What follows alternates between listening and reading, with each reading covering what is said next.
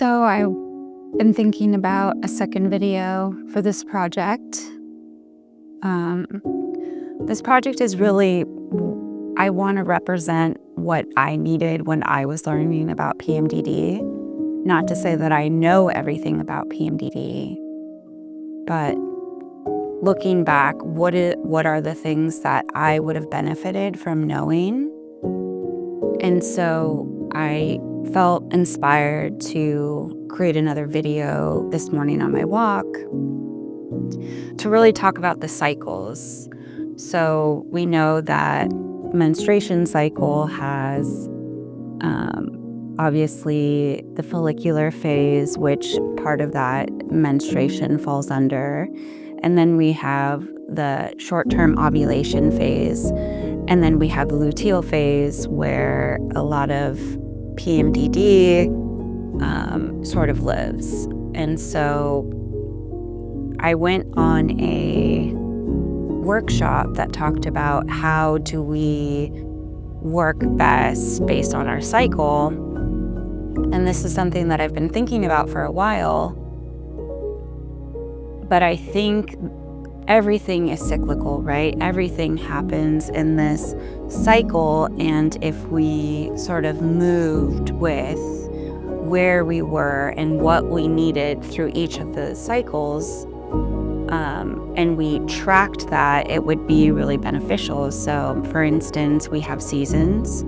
And in winter season, we wear warmer clothes, we stay inside more, we eat more hot foods, maybe there's more hot beverages, we do different types of activities, our relationships happen in the background of certain environments because of its winter. What I want to do and what I kind of want to present to other people is, one, how do we track our period in these, seasons of the menstruation cycle and really encapsulate how we are, what we need, how we respond, what we're receptive to in each stage, and then track that in different areas of our life.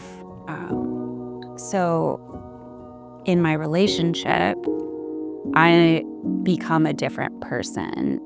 I always think that I'm Jen. I always think that PMDD is just a part of me, but from my partner's perspective, I do become a different person. And so if we were aware of the pattern, I am more loving, affectionate, sexual, distant, cold, internal, external, receptive in different phases. And so if we track that, that would give an opportunity for me and my partner to really map, like, what do each of us need in this stage? We know that Jen responds in this way, and then also my partner could tell me what he needs and what I'm capable, and vice versa through every stage. Life is complicated, and what I'm realizing is these various cycles tell a story. When we start tracking them, we start to see the patterns. And yes, we are tracking how we're feeling and how life looks through our menstrual cycle. But as someone with PMDD, our cycle actually affects our relationships with people. If we're parents, it affects the way that we parent. It affects our friendships. It affects our responsibilities and even our experiences.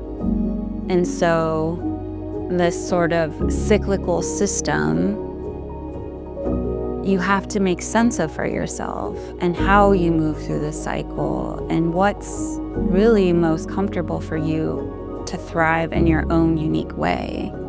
And so when we start the process of looking at this, looking at ourselves deeply, asking questions like, when am I most receptive? When am I most creative? When can I execute ideas? When am I most receptive to love? When am I more giving of love? And which cycle am I more internal versus external?